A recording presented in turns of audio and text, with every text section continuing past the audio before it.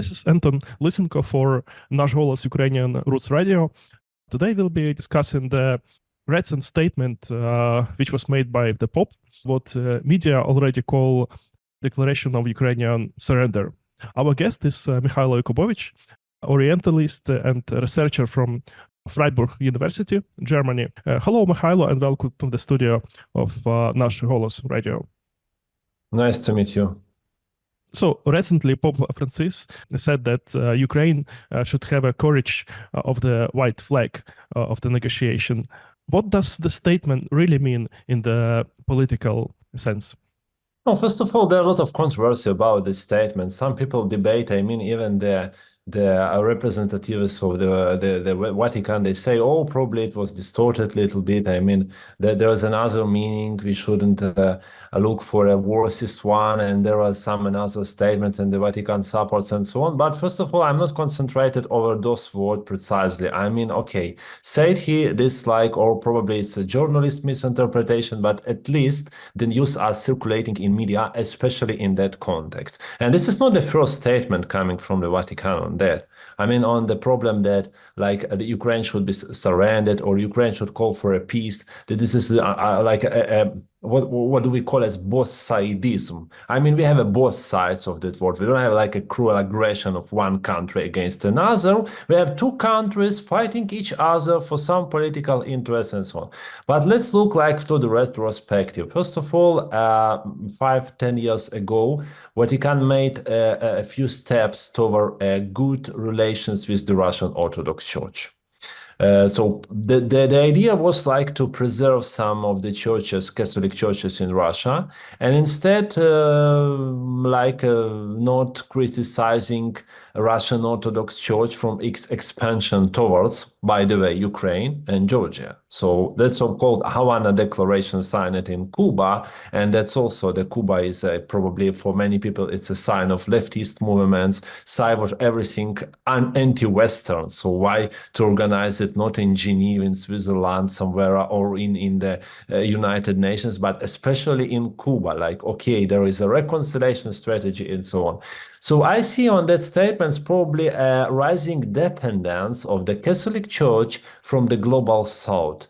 On the global south, from the Latin America to the far east of the world, we have a lot of Catholic churches, we have a lot of Christians, and not only Christians, especially Muslim, Buddhists, and so on. The people who believe that the war in Ukraine, it is just a conflict of NATO, of the West and East, China and Russia siding as the superpowers against the United States, or United States once again attacking someone. So we see the parallels usually between Iraq, Syria, despite this is Russia who bombed Syria, despite the Saddam Hussein attacked Kuwait first, but who cares about that? So usually we have in the leftists thinking that we have only the war between the West and war between the East. So this is related to the circles in Latin America. This is related also to the Catholic churches in China, because recently Pope made a very good contacts in China,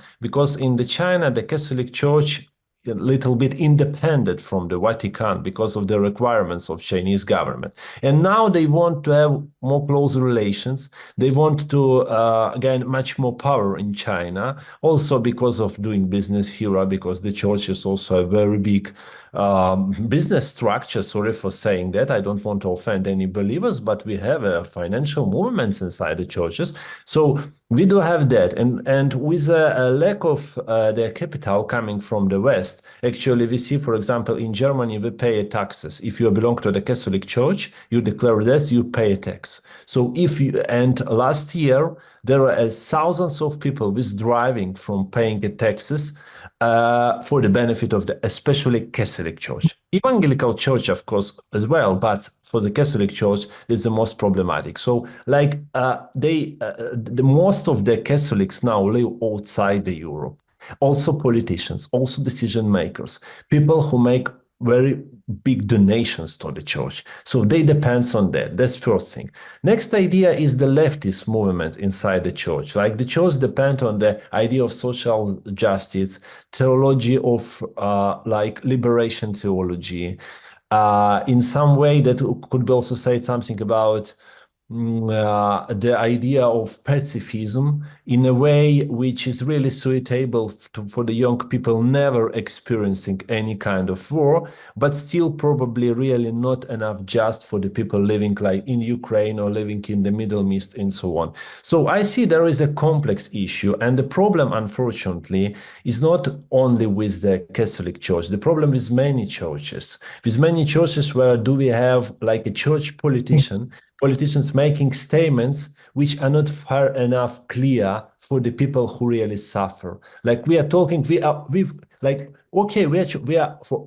do everything to have a peace, but we have no idea of what this peace is. Like we are struggling for everything good and against everything evil, but we are not specifying what is good and what is evil. It's like we use a kind of a flexibility in values, which of course doesn't correspond to the basic idea of Christianity, because Jesus says in the gospel that your word should be yes or no, not just okay, today it's yes, tomorrow it's probably no. I'm not judging that, but we see that the leftist movement and predominance of global south in a Catholic Church, it makes its way to the mind of many decision makers in Vatican, and that is why we hear those statements. And I think for the next year, that's gonna happen. Same thing. This is really interesting question that you mentioned about the global south. As we know, the Pope Francis, he's originally from Argentina, and this country belongs to the geopolitical group global south. Does that mean that the Pope Francis represent the opinion of the China, Brazil, other countries, rather than position of the European Union, United States, Canada? First of all, the Vatican is a religious organization with a thousands year of experience. They are very experienced in international politics. Everyone knows that. I don't say that they just represent China's position or Russia positions or Brazil, Argentina position. Even if he comes from Argentina, it doesn't mean that he really now supports what's happening, especially with the recent elections. The Argentina became even more closely related to Ukraine. They invited President Zelensky to be with them. We have a very big Ukrainian diaspora in Argentina, very active one, Prosvita Tovaristvo and other organizations. But what's the point here is that he just wants that Catholics from Russia to China to Africa, many Muslim countries especially, feel themselves comfortable, like keeping them safe from any political interventions, from any political divisions, and so on. So like trying to understand that, okay, we have many people living outside the domain of Europe, outside the democracy, in non-democratic states and authoritarian states. So we should care about them, and we should do everything in order to save their minds from any kind of uprising, in order for them not to be persecuted, and so on. So imagine if, for example, some Christian movements will start supporting this side against another side, and so on. Like they say, we represent a global community. We don't represent just European part and so on. But this globalism really, sometimes it makes things really stupid. Sorry for saying that, because talking about like both sides, talking about Ukraine should be surrendered and so on. Especially this position follows China, Russia, Iran, and other countries. Definitely anti-Christian, especially Iran with the Islamic fundamentalism, or North Korea with ban on every kind of religion aspect, just probably one Russian Orthodox Church and one mosque in Iranian embassy. Same for China, persecuting Catholics. For example, in 19th century, still there are many martyrs of Catholic Church, people who died confessing their faith in China. They died before they preached Christianity. Same in Russia. We know that Russia now respects Catholics, but respects also because of the reasons of that agreement between the Kirill and Pope Francis. So that's a very big political play, and unfortunately they care more about the global perspective than about the Ukraine, because if even in the worst case scenario, even more part of Ukraine will be attacked by Russian or annexed by illegal Russian invasion. So what's changing in the Vatican, especially just probably the rhetorics and so on. So this is about the case when we do have more religion, more politics than religion, unfortunately, and it's not a hard thing to predict that for the upcoming years that's probably will be even more something like that, because we know there are some people from both East and West who now trying to establish a ties within the framework of further negotiations between Ukraine and Russia. We have a supporters of negotiation, and even the President Trump, who has a big chances to return, actually, to be a president once again. He often says about that. We don't know about how the politics changed, but also same in Europe, in many countries we have this, and Vatican also plays like, okay, we are peacekeepers, we are using that position in order to save us from any future attacks. Like, wow, there are peace negotiations, and we urged people to do that even before. So look at us as a peacekeepers, not as a kind of those who wants a new crusades or something like that. It's very sad that Pope Francis cannot draw the clear line between good and evil. He doesn't say to Russians to stop killing civilians and children. But according to your answer, I want to ask you another question. Ukraine has a very big number of the followers of the Greek Catholic Church and Roman Catholic Church. And are they influence on the Vatican's opinion? I think the soldiers going to the front line, they don't care about what do some religious authorities say, really. Probably there are some, like we have a Mormon groups or Krishna groups, very small minorities, where do they depend on their leaders, and the leaders clearly stated that if you are a citizen of that country and you are affected by illegal invasion, you should go and fight for your country. That's pretty clear with Mormon church, for example, or the Church of the Signs of the Last Days. But for the Catholics and Greek Catholics, we know how many soldiers died from the Western Ukraine, and we know how many Catholic churches and Greek or Catholic churches, they support actually Ukrainian soldiers, because their popes, they're changing. But the church is always the same. And I think in the Eastern Europe, we also have a very good memory of John Paul II, like in Poland. And this memory, it plays very big role. Every next pope coming after John Paul II, like a shadow of this great personality, who played quite a big role in collapsing the Soviet Union, because his visit to Poland was one of the signs of the future uprisal of Solidarność against the socialist communist rule. And this is why they remember the Pope II. Even now they compare, look, that was a good Pope for us, probably with some Ukrainian, Polish rules, with some Polish obviously, but also some Ukrainian. They say, and he did his job, and the Soviet Union tried to kill him, and he survived. So this was really a blessing for the Catholic Church, how many reforms he did and so on. So what's happening now? So I see the problem also now is that the Catholic Church in Ukraine, they are not explaining enough what's going on. They should explain actually to the followers of other religions what's going on with those statements from the Pope Francis.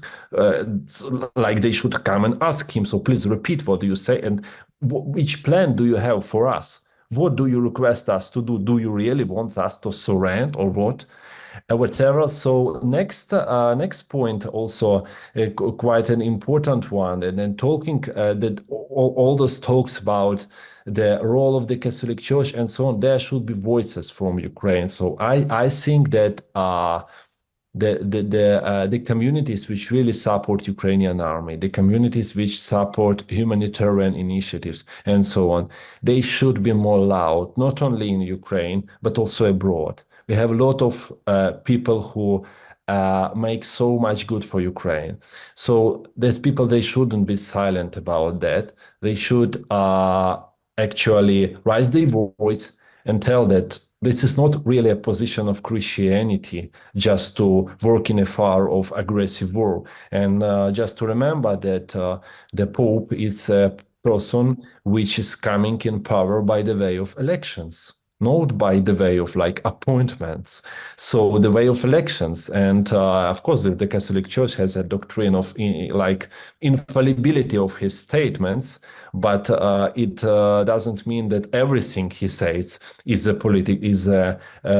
representation of the position of the Catholic Church. So we have a lot of documents with them and so on. So I actually see also the problem is that if Ukrainians now start to criticize Catholic Church, like using, okay, we are against the West, against the Catholics because the Pope is so bad, he said so bad words against, the Russia can use that. They can start playing with that look, Ukrainians even belonging to the Vatican, they offend them, and the Russia will start to distribute a propaganda that look, the Ukrainians, they try to be inside with us, with Russian Orthodox Church. Now they understand that West betrayed them, that West wants them to be in negotiations, that West made only bad things to them, expansion of NATO and so on. So I think there are Ukrainian leaders belonging to the Catholic background should be more active than they are now, and explaining all the dangers about criticizing Catholic Church too much. I mean, yeah, it's for the position of freedom of religion. You can criticize it as much as you want. But if we are talking about the religious security and all the interfaith relations in Ukraine, that's really important to explain that. So this is really a hard task for the leaders of Ukrainian Catholic community to be in touch with believers and especially followers of other religions to explain what's going on. What is the real political value of the Pope's statement? Does it have any influence to the real politician in Europe and Asia and North America? Oh, they are still in power because we have some right-wing powers. I mean, for example, look at the Poland, look at the Hungary, look at some other countries. They are still investing much of their efforts to build here a traditional society, fighting what they consider to be non-traditional. And talking about conservatism, we cannot overestimate the role of Vatican here. Yeah, they are still in power, and especially in Latin America, somewhere in Africa, and so on. It's the most influential religious organization in the world. Of course, without the atomic bomb like the Russian Orthodox Church, but still they are very important. They're still very important, and they will play a very big role. So I just see that the problem also of many Ukrainians, that's not the problem, that is our reality.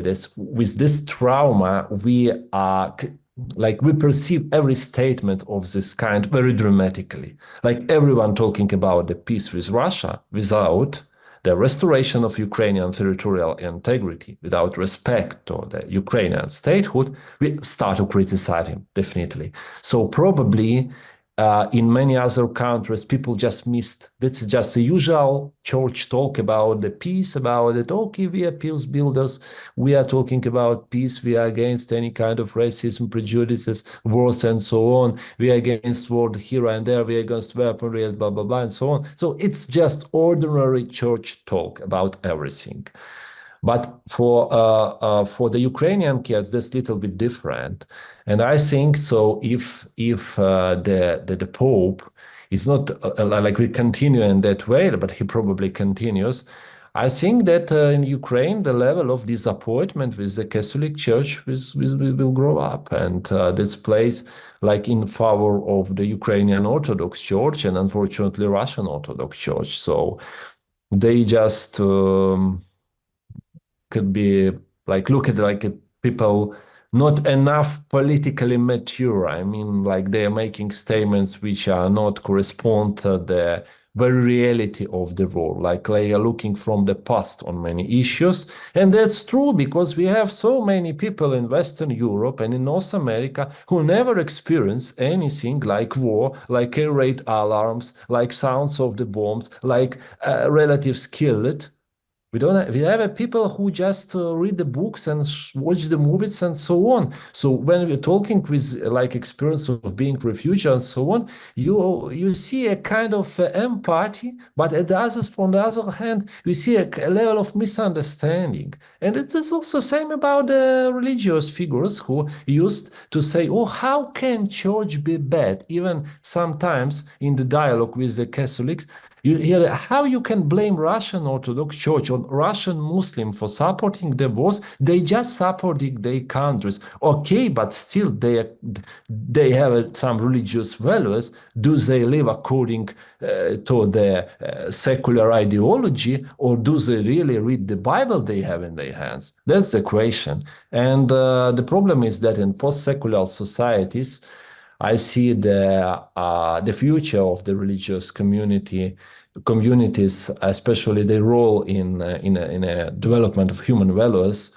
is really uncertain, because they became like too much involved in everything related to the secular ideologies, and trying to fit every side, trying to please every side of the political parties, of the states, and so on. It's like you are trying to be good to everyone, but that's a myth. So in reality, you will be finally you can be bad to everyone if you try to do that.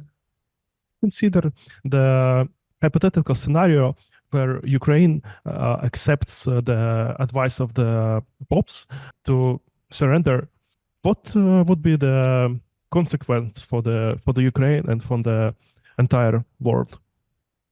No, the consequence, first of all, if Russia is going to control all the Ukraine, and that's actually a Russian goal, because Russia wants all the Ukraine from the east to the west. Russia will not be pleased just with a half of the country. So imagine Russian rockets standing everywhere in Ukraine, exactly the places where they're located now in Belarus. Russia just will start a hybrid war against the West. I don't say it will be rockets and tanks. That could be supporting some political parties, pro-Russian political parties. There's probably some terroristic attacks. There's probably a big migration crisis, the biggest one, even comparing to what's happened with Syrians 6 years ago. So there will be a new phase of a very great conflict, looking really like a Third World War. So especially many politicians in the West, from the Poland to Canada, they understand that well, and this is why they support Ukraine. And I'm more than sure that there are many people in a Catholic Church who also understand this. Even the Pope Francis understands this well, but he speaks because of this global idea of pacifism, which is not our case in Ukraine. So of course we are for peace, but we are for justice, first of all, justice and peace, not the peace alone, because the peace with Russia on those conditions will just lead to the new war of Russia against the West. And now we see from especially this year, from the statements made by German politicians, French politicians, from the UK and so on, we see that more and more people believe that the future conflict with Russia, not only real, but we cannot avoid it. That's a very realistic scenario, the future Russian attack on a neighboring country if Ukraine is going to be defeated. So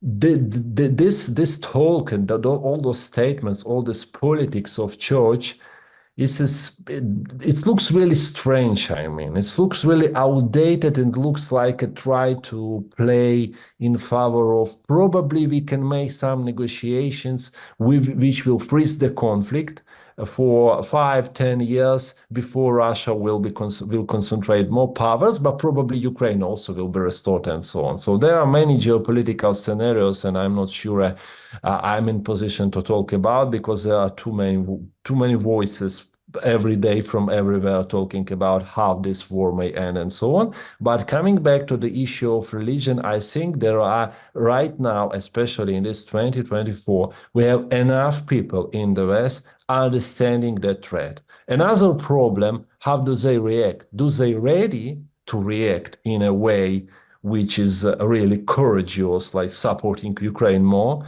or they just try to sit and observe and thinking, probably we can make a peace deal with Russia and that will work. So that's another question. So also the very big and very important task for Ukrainian diplomacy, for Ukrainian diasporas everywhere, not to cease talking about this threat. That this is not about Ukraine alone. This is about future of the Europe, at least Eastern Central Europe, all this area, and furthermore, of course, the world in total. Thank you, Mr. Yakubovich, for your answer. Thank you for joining us today. Mykhaylo Yakubovych, an Orientalist and researcher from the Freiburg University, Germany, was here with us in the studio of Ukrainian Roots Radio, Nash Голос. Thank you again. Thank you so much.